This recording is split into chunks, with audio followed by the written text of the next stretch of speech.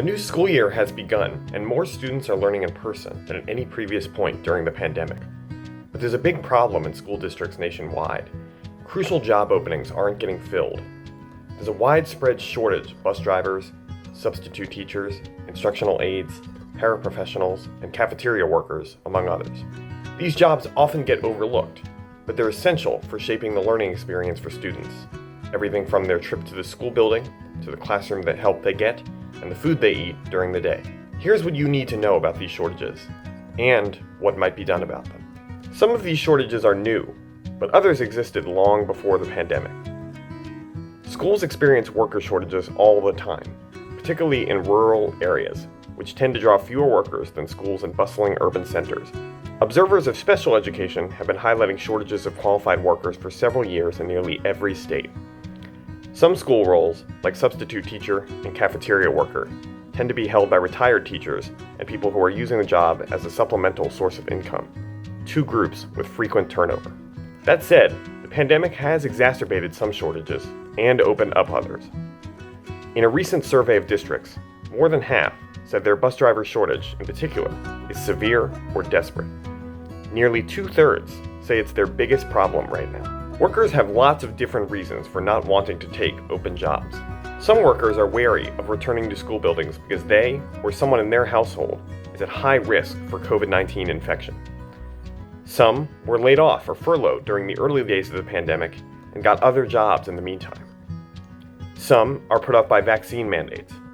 Others are shying away because their district isn't requiring masks. But beyond the pandemic, there are deeper issues at play. Many of these jobs pay a fraction of what teachers make. Some only offer assurance of employment on a year-by-year basis. Many lack crucial benefits like subsidized health insurance and retirement contributions. And the work isn't easy. Children and parents can be challenging to communicate with. School days can be unpredictable and exhausting. And for parents of young children, or school workers who are juggling other jobs or caregiving responsibilities, it is a lot to bear. While some district leaders and politicians have speculated that workers have gotten used to generous pandemic unemployment benefits, research shows that unemployment gaps haven't shrunk much as governments have begun cutting off aid in recent months. Solving this problem won't be easy, but it's essential. These shortages are a headache for school districts, but the ultimate effect is felt by students crammed into overcrowded buses, waiting hours to get dropped off, trying to learn without a qualified teacher or aide present in the classroom. In an effort to tackle these issues, schools are hosting job fairs, raising wages, offering new benefits and incentives, and even searching internationally for new employees. But what else can district leaders do to deal with these issues? First, listen to workers' concerns. What is keeping them from doing their best work?